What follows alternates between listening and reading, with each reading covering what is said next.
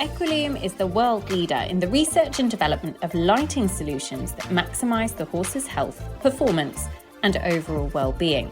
The Equilume stable lights and casual light masks are game changers for performance horses by replicating natural sunlight and allowing them to receive the optimum level of biologically effective light, whether they are stabled, out grazing or travelling to competition. Scientifically developed Equilume lighting products support the horse's body clock, positively influencing mood and behaviour while helping to maintain muscle tone, strengthen immunity and ensure a sleek and shiny coat. Go to equilume.com for more information.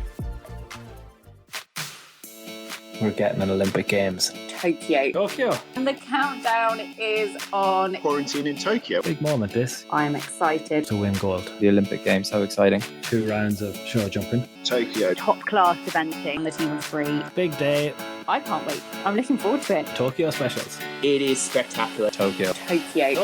Tokyo. This episode of the EquiRatings Eventing Podcast is very kindly brought to you by Equilume, science-backed lighting solutions designed to help maximise health, performance and overall well-being of your horse.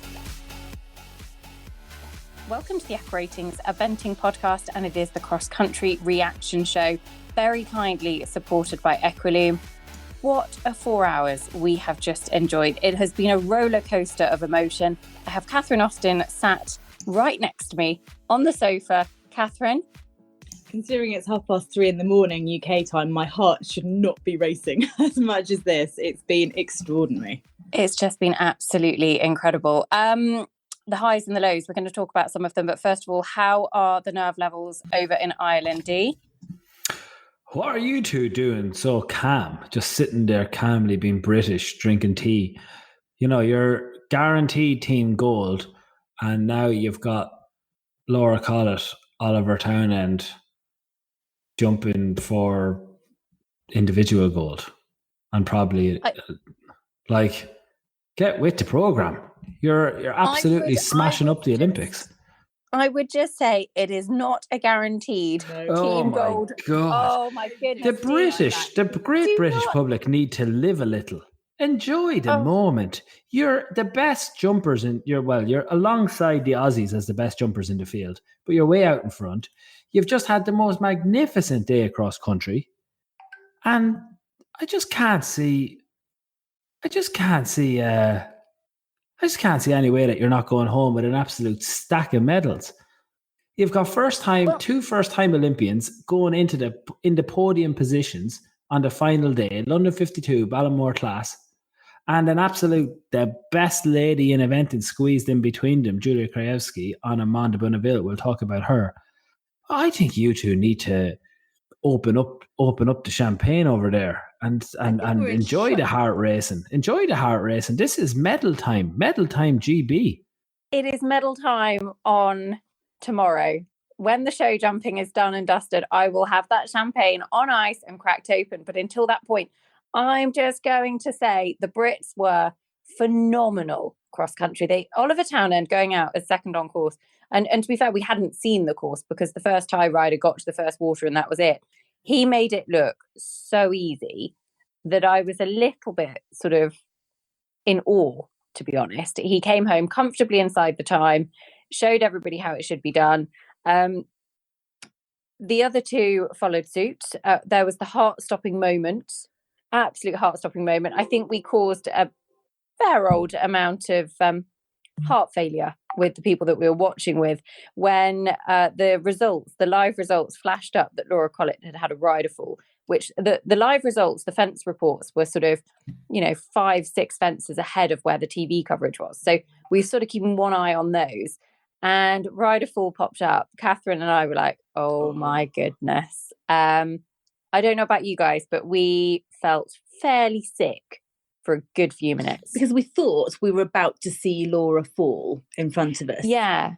And then she didn't. And then the scores changed. And then everyone looked at us as though we were weird. And we went, oh, sorry, no. Oh, no, it's fine. It's fine. How were your stress levels at that point, Dee? I've been pretty zen all week, as you know. I did feel a little bit sick when I saw that. I agree. I was in an awful way at that point, just because you can already see the headlines. If you see a Laura Collett fall on a cross country with London 52 after all the hype and all the excitement, you can already see essentially what's happened to Julia in the past, where people have said, oh, well, she's a great rider, but send her to a championship and she's not going to do it, blah, blah, blah. So, yeah, when I saw that result coming up, I was like, oh, here we go now. That's the last thing I need to see. It can happen to any rider. I've been talking about this all week. You've just seen one of the best, probably one of the best riders we've ever seen, Michael Young, just having a pin. Except we didn't see it. We didn't see it. It literally just popped up on the penalty score. Let's talk about that, because Michael Young goes out as the penultimate rider to go. And to be fair, was having what looked to be a really, really, really lovely round, comfortably on the time, no problem at all. All of a sudden, an 11 penalties popped up. And that is a big shock, a huge shock. He was in the individual gold medal position. It puts him down to 10th overnight. I think it takes away his chance of winning the individual gold for the third time, making history. I think it does. I think it does, Nicole. More than a huge shock. It's disaster. It's absolute disaster. It's the end of that whole challenge. That's the big favourite. That's the favourite going into the competition and favourite all the way along. Should have been a pop around. Massive moment, but equally massive moment now for Townend, the knock-on effect of that. So Oliver Townend goes into the show jumping in the individual gold medal position, 23.6. Doesn't have a fence in hand ahead of Julia Kravsky, Amanda Bonneville, who was absolutely awesome as Pathfinder for the Germans. She's on 25.6, just 0.2 ahead of Laura Collett, London 52, in the individual bronze medal position. So they're the individual positions at the moment. I would say Julia, out of the three German riders, they were in silver medal position, just behind Team GB going into the cross-country Germany.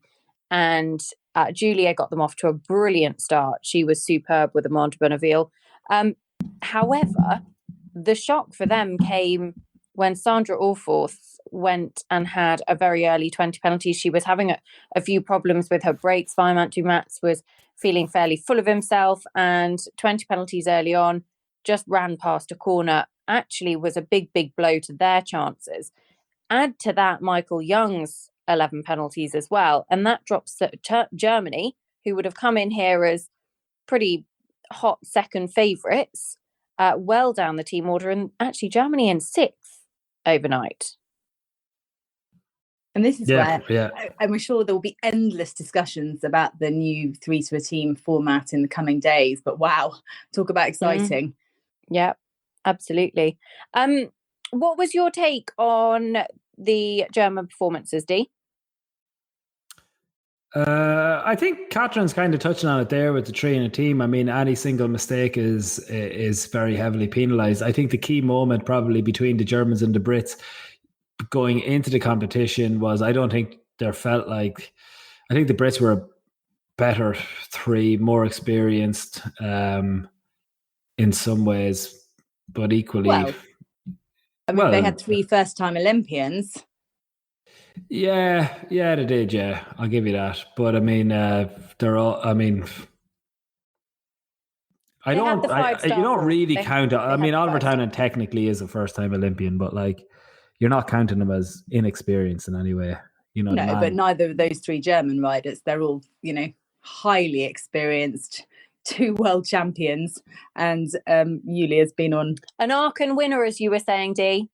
A world champion, an Olympic champion, an Aachen winner. I would 100%. Say it was a big, big shock for the Germans. Big shock for the Germans. I think they'll be. I think the moment was actually when the moment was Sandra's dressage. I think that was the flip. I think that was the moment that actually, if Sandra had delivered a 26 rather than a 34, we had her expected at 28. So if she has a very good day rather than a very bad day, the Germans lead. And she's a bad day, the Germans are second. And actually the confidence that the Brits had going out, I think you're right on Oliver. out first. I'll be honest with you, after about 5 or 6 riders, about 5 or 6 riders gone, I thought we're looking at a 3-star short in the sun. Yeah. I was quite that. twitchy. I was on like, that behalf as well. They're pop, they're all going around. And actually, it was probably Sam was one of the first. It wasn't that many before him, and then Sam had that pin. I was like, I don't know how this is going to play out, but this hopefully, is this what's happening here? Like no one's having any problems really of any note. Actually, as it turned out, there was a bit of a difference, I think, in the team riders and the individual riders. It does show you the challenge of an Olympics, like to try and build a course that challenges the top and equally keeps everyone safe. Overall, I think Derek Grazia has done a great job here. I think it's worth saying that. I think there was no bad pictures, really. I'm not sure. I thought there were some quite uncomfortable pictures, actually. And that's inevitable, but there was certainly some riding that doesn't necessarily reflect on the, at the highest end of the sport. It's interesting, isn't it? There wasn't really any horses on the ground, though, was there? There was nothing. No, there were few horse falls. There were some slightly uncomfortable moments.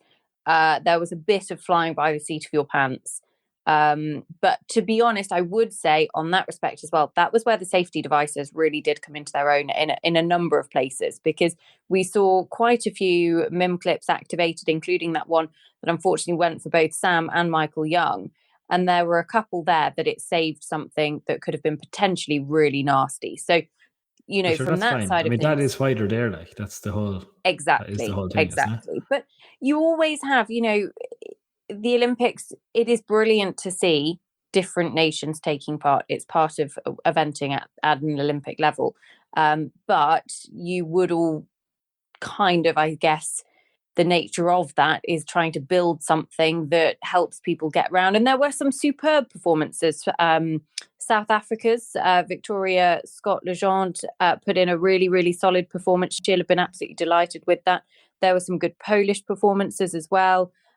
Colleen Loach for Canada, you can't really class them as a lesser nation by any stretch of the imagination, but India's inside the top 25. I didn't mean it quite like that, but there are a number of very good combinations that impressed that wouldn't come from traditionally very, very highly ranked eventing nations. Let's go back to the leaderboard, because we've covered the Brits and the Germans. I would say Catherine and I are feeling very quietly hopeful and excited about the Brits, but we don't think we can run before that final horse inspection, the final show jumping. There is 3 in a team. There is no, anything could happen. Absolutely anything can happen.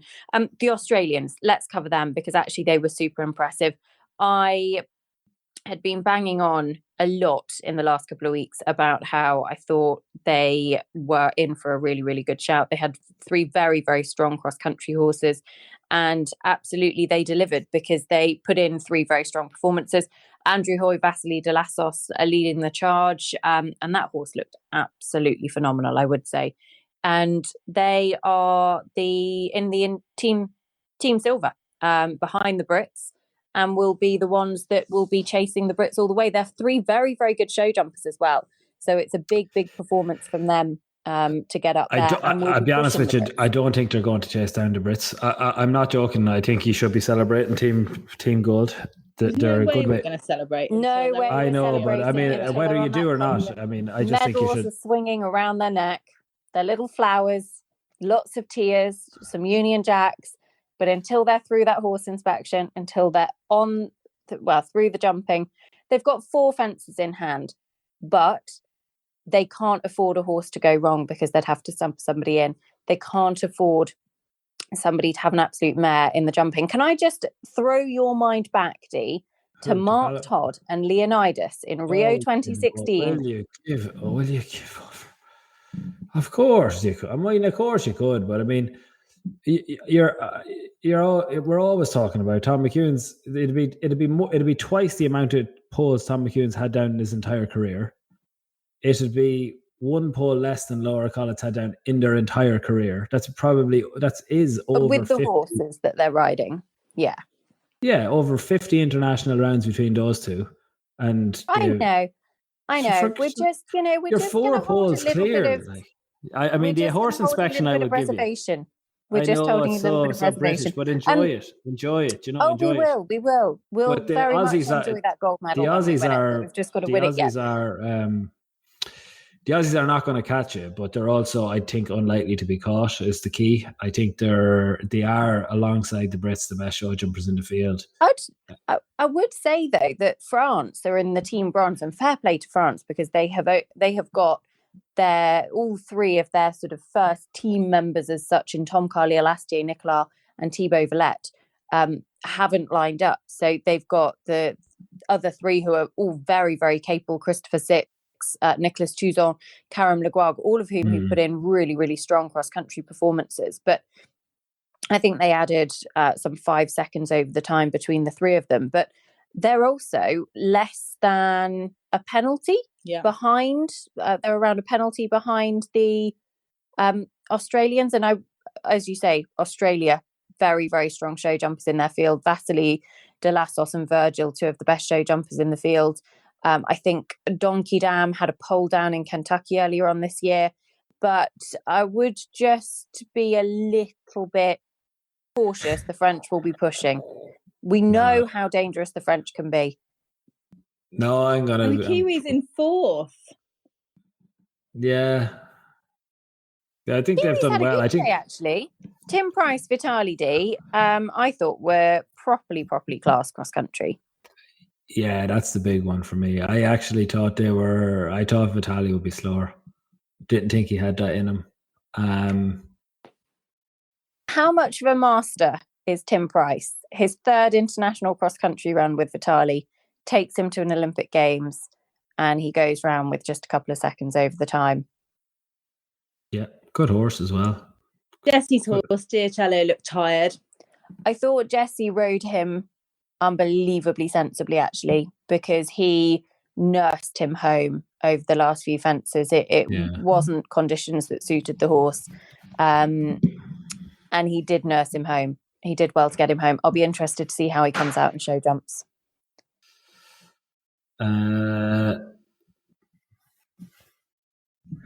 What do you think? You think, I suppose you're not going to get in the bandwagon. I just think we've got amazing stories there at the top of the leaderboard. You've got a great battle. I don't think you're going to see a massive amount of change. Kiwis might give it a good bash from here. I think the Aussies are going to take silver, and French will have a pole. French will have a pole, I think, at least between the 3 of them. Can the Kiwis then get all 3 of theirs clear? I think it'll be a challenge as well.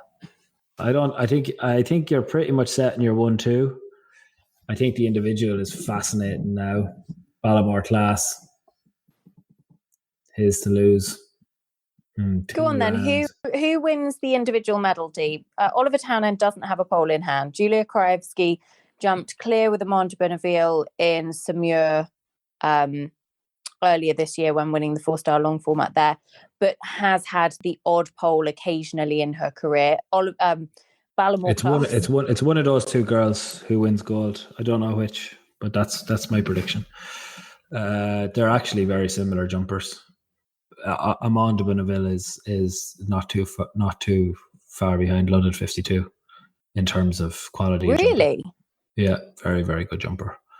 Oh, okay. I mean, it would be amazing to see our first ever British Olympic champion, first ever female Olympic champion. I think it's on. I haven't seen Prediction Centre yet, but it'll go up at some point tonight when George and Sean are working on it at the moment, and I think that's worth looking at. But that'll be taken into account the show jumping. I think Sean has actually programmed it to take into account 2 rounds of show jumping, so I think you will. My gut feeling is like Ballamore class is not a bad show jumper. And Nicole, how many times have we had that post Kentucky interview where Oliver stands there and he says, some people said this horse is a bad show jumper. I know. And, so I'm not going to say he's a bad show jumper. He's not a bad show jumper in the slightest, but he's not don't think he's as good a show jumper as Amanda Bonneville and London 52. That being said, Catherine, we were just touching on it earlier, like,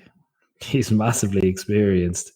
He's the kind of personality that you probably want to be leading and hold on. Like, he's got that kind of Nicholson, Fox Pitt, young level of grit and determination. Like Julia and Laura have probably had their kind of grit challenged, I would say, in the past. That's probably a fair comment, that like it's definitely been called into question as to whether they could deliver at championships.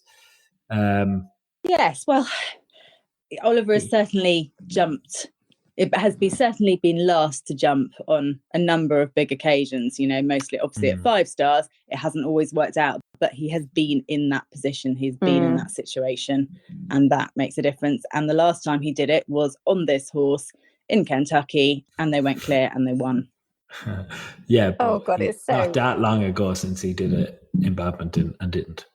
Yeah, no, you make a good point. Sure, he's done both. He's done both. He's done both. Do you know what I mean? So like, I'm going with the girls. I'm going with the jumpers. I think it's one of the girls. Okay, I think it's Oliver. Go on then, Kat. You said Oliver on your original podium, didn't you? Yeah. Okay, fair play. I said Michael Young. That one hasn't worked out for me, has it? I think I did God. too, yeah. I'll be honest and say, do we know what the numbers are, or are we going to put that into an extra slice show tomorrow, Dee? What kind of numbers are you looking for? How the clear rate compared? I think I've got most of them. I mean, there is a couple of interesting ones insofar as like if all riders, the jumping clear rate was 53%. 32 of them jumped clear. Inside the time was 12%. 7 went inside the time. Average time penalties was 9. The one thing I'd bring you back to again and again is 53% is a good test. But it's about standard for these big championships. Like Tryon remains the big outlier in terms of that jumping clear rate. So when I still don't think people really appreciate that. Like when you go to a big championships, Europeans since 2010, 2008, like you go back to those Europeans or pretty much any of the 5 stars, this is the standard. It's about half the people jump clear. And it does be a bit of a toss of a coin. Like you can go back to major moments of the sport, and like I suppose Chipmunk is probably the major moment of cross country today. The leader and the Olympic champion not going clear on a pin. But like how many times did you see Nicholson, and do you remember that Nicholson and Fox Pitt, the end of badminton a few years ago, like it was probably 3 or 4 years ago now, Catherine, do you remember that? Like both of them had it pretty much to win. I always think like that was one of the kind of major, any rider can have a mare at the end. Mark Todd and Leonidas when they were up early. Like I think it can happen, Dee. That's why Catherine and I are just quietly keeping ourselves that's cross country. A little bit reserved. But it can happen. Look, let's look forward to the show jumping. We'll do an Instagram live, no doubt, the morning of the show jumping. We will have an extra slice show for you later on today. I mean, it's 4:00 in the morning now, listeners. So. Are you giving it that title? Are you? Extra slice. I mean, the Bake Off are probably going to come for me.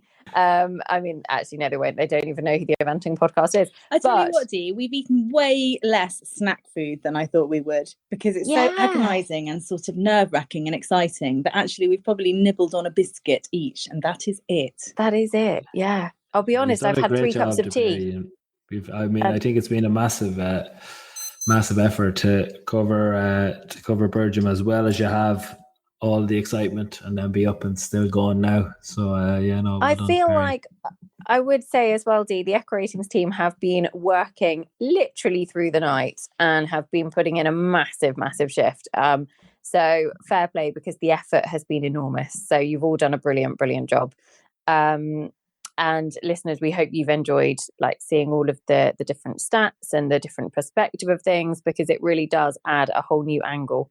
So top job. And I feel like we all need to go and lie down in a darkened room. I know I need to go and lie down in a darkened room. Catherine's got a report to write. Dee, you've got to go and do some high performance reporting. Look, let's look forward to the jumping. But what a day of cross country it has been. Do you know what though? You just before you go, like if you think like where we're going to be on Monday lunchtime, I've got the Equirating's team coming for a big outdoor barbecue. Have you? Yeah, we're going to celebrate. I'm going to trick them because, I mean, they've been working all day and all night for like 5 days. And then I haven't told them yet that we're going to cover jumping for the Olympics. So they're going to start again on Tuesday. So I'm going to break that to them over a barbecue on Monday afternoon. You do realise that most of them will listen to this podcast and therefore they'll know now. To be honest, I'll tell you what, very few of them will listen to the podcast. I'd say the one that listens is Georgia Patrick listens to it. She knows. Georgia Patrick is the one who manages the jump. She does. So she exactly. She knows. No, I actually just want you both to imagine Monday afternoon, okay? So you've come off the massive highs and lows. You'll both be tired. You'll both be quite emotional, I think, just because you'll be tired. We all will be. But no matter which story you pick here, you're going to be on the front page of the Guardian and the Times and all the papers on Tuesday morning, and it's going to be either the kind of, the Yorkshire man who went to his first Olympics, blah blah, or you're going to have the first ever. Like, imagine if Laura Collett, or imagine if our pal Laura Collett, literally Rose's first word today. Rose, I've been trying to train the child to speak for a year, and she's after coming out with Laura as her first word. That's amazing. If our pal actually becomes the first ever female Olympian. Like, think how many times the both of you have had the podcast and have all the chats with her. Like, imagine if Laura Collett wins the Olympics. I remember her riding at the Pony Club Championships when she was 13. If she wins gold, it'll be extraordinary. But then it would be extraordinary if Oliver, given his story and everything that he's been through, I mean, to be honest, it would be extraordinary if Julia won. And that's Julia as well. I couldn't actually, don't get me wrong, I would be absolutely devastated for the British riders. But for another rider to win, Julia would absolutely be up there in somebody that I would be supporting because she's had a really, really tough couple of years and she has held her head high and agreed. She has the grit, Nicole. Think of all the times these two girls in particular, Collett and Krajewski, think of all the times they've been challenged in a different way that I don't think kind of Piggy and Ingrid and Pippa before them and Tina before them. I don't think they actually because these two have come through in the kind of social media generation, the first of them, and they've both had kind of very good dressage scores. So they've both had what can appear to be kind of very public failings as well as very public big moments. I think these two have been challenged more than an awful lot of the female riders out there. And they're now both jumping into podium positions at the Olympics. Both of them on two very good jumpers. This will be a big moment. And it'll be a big moment no matter what. Even if they've polls down, they're probably in top 5 type territory now, and they're definitely in the top 10 at the Olympics. And I think one of them at least is going home with a team gold medal from the Olympics. I think enjoy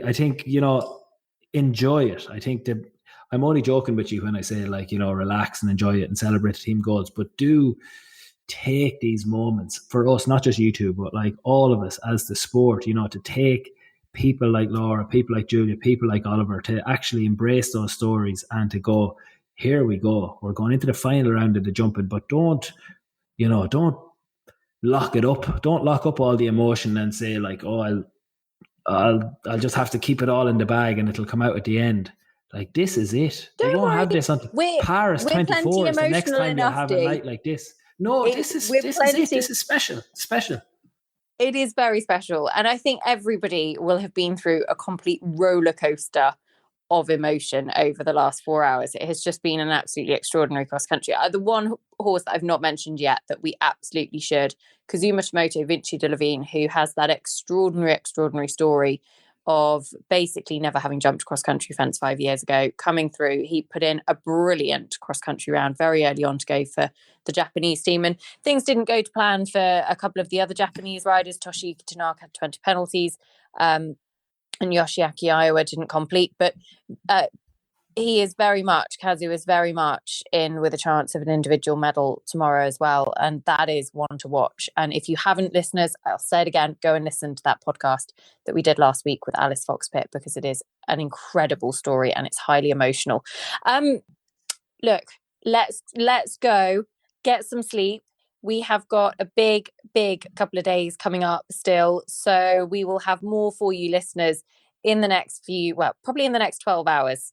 Sunday evening British time, there will be another Extra Slice show out for you, and we will catch up with a few different friends of the show and their opinions. And Spike has promised to watch while he's hungover from a ball that he's gone to, and will give us his immediate reaction. He's going to try and hide from social media for the next few hours so he doesn't get any of the what's gone on, and keep his head in the sand to watch it, so it all unfolds for him. So we'll get his reaction too. Catherine, thank you. I'm going to let you go and write your report. Yeah. Dee, thank you very much. Top work by the Echo Ratings team. And listeners, we hope you enjoyed it as much as we did. We have got loads more coming for you, so stay tuned. But for now, get some sleep, have a cup of tea, do whatever you need to do, walk the dog, whatever. But buckle up, because the ride is not over yet. We've still got more to come. Thank you for listening to the Echo Ratings Eventing podcast. Have a wonderful day, everybody. And I look forward to having you back with us soon. Don't forget to follow us on Facebook and Instagram for more. Listeners, we'll speak to you again soon. Used throughout the world, Bedmax is the UK's foremost manufacturer of tailor-made horse shavings. Bedmax is a very high-quality bedding made from British pine, and this bedding provides a healthy, dust-free, stable environment, combating common health and welfare issues associated with the stabled horse. Bedmax is designed to maximise cushioning for joints, minimise moisture that can damage hooves, and provides maximum comfort and support. For more information, go to bedmaxshavings.com.